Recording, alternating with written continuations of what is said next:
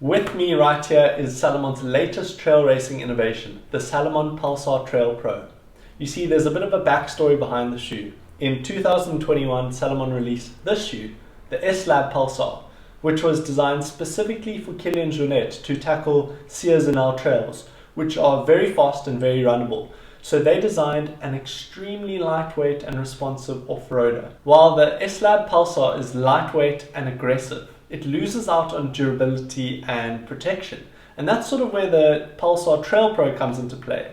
It's a spin-off of the original design with some added features. So what are those features? Firstly, the Pulsar Trail Pro incorporates 8mm more cushioning or stack height throughout the entire bed of the shoe. It also has a more rounded or curved geometry at the forefoot when compared with most other Salomon shoes. At the midsole, Salomon still use energy foam, which is its most responsive midsole foam. Except this is now what we call a bladed shoe, meaning that it incorporates Salomon's energy blade, which is a TPU plate embedded inside the shoe to give it extra forward propulsion. The joint efforts of this midsole foam, the plate, as well as the curved geometry, give the Pulsar Trail Pro a unique underfoot feeling compared with other trail running shoes in the Salomon family. With these additions comes a weight difference between the two shoes. The S-Lab Pulsar was a freakishly light 174 grams, while the Pulsar Trail Pro is 270 grams. The one close similarity between the two shoes is at the upper. Both incorporate a pseudo-knitted upper with a booty construction. This gives the shoe a very snug and controlled fit. The one difference is that the Pulsar Trail Pro incorporates greater overlays for more protection. So in essence, Salomon made the Pulsar Trail Pro as a more rugged and cushioned version of its aggressive racer. This is a shoe you can use more frequently in the week, rather than just reserving for race day. It's also a shoe you can expect more kilometers from. Although the DNA of these shoes is still quite similar, they'll suit a faster runner, they'll suit someone who's lighter on their feet, as well as more runnable terrain over technical trail. They'll also suit a runner who's got a slimmer or narrow foot. Now, that's the background behind the shoe. Let me share with you my personal thoughts on what I think it's all about. When I initially tried on the shoe, there were three things that came to mind. Firstly, I thought, geez, this is a responsive shoe. The second thing is I looked down at my foot and I thought, this is a very petite shoe on foot. And then the third was how much higher this shoe made me, or how much taller it made me from its high stack height. Now, having done 100 miles in the shoe, all of these initial impressions remain true.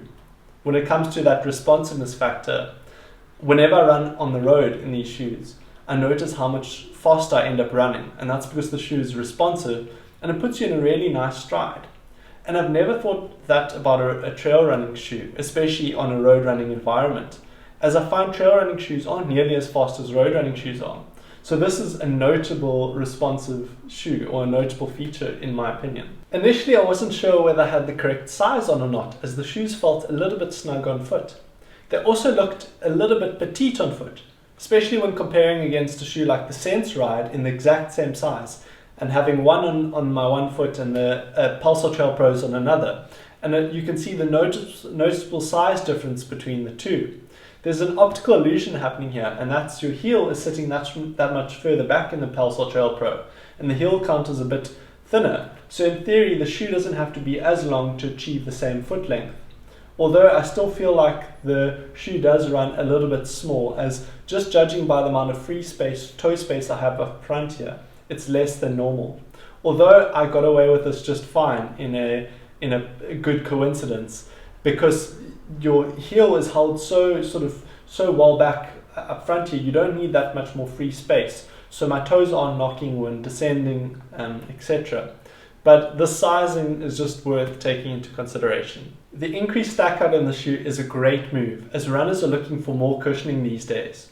Having more stack height allows the shoe to be used more ordinarily, just for daily runs. And it also gives the shoe more durability, as you've got more cushioning to wear through. It also allows the shoe to be a great door-to-trail shoe, as you need a bit more stack height underfoot while running on road, so it does a really good job here. The only downside is that being that much higher off the ground, as well as on a narrow shoe, gives the shoe a less stable feature on technical terrain. But we've already discussed that this shoe is more suitable for runnable trail, so you have that disclaimer. So what are my overall thoughts on the shoe? Well, it's a strong contender for my trail shoe of the year, as it's got the perfect balance of being comfortable yet racy, while still having enough cushion to be able to use it for daily runs. I think that this is the best in class booty design upper. Very rarely do brands get booty designs right that isn't overly hot, friction free, or just too tight. I have no complaints here.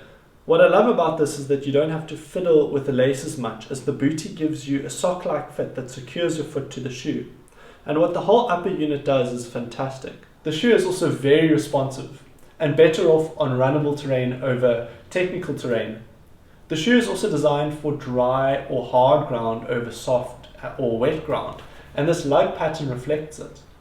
If you ever find yourself on road running with a pair of these, you'll be very pleasantly surprised. And I really enjoy running on road with these, which I've never personally said about a trail shoe before. So, as you'd gather, a shoe as specific like this won't suit every runner. In fact, this shoe suits quite the niche market.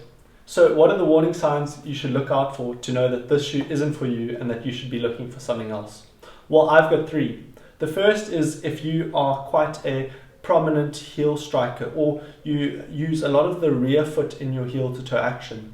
And this is because the shoe has a blade which creates a pivot point around the center here. And if a lot of your action occurs behind the pivot point, you can't properly utilize this pivot or roll forward. And in fact, your foot action can be quite awkward. The second warning sign is if you've got a wide foot. This is a very narrow design, a very European design, and notably wide feet just won't work here and would most likely tear the side of the shoe if you even find the shoe comfortable.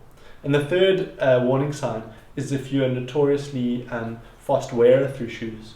This is a very performance-y shoe, and with that it doesn't add extra rubber and extra sort of durability protection if you are a fast wearer.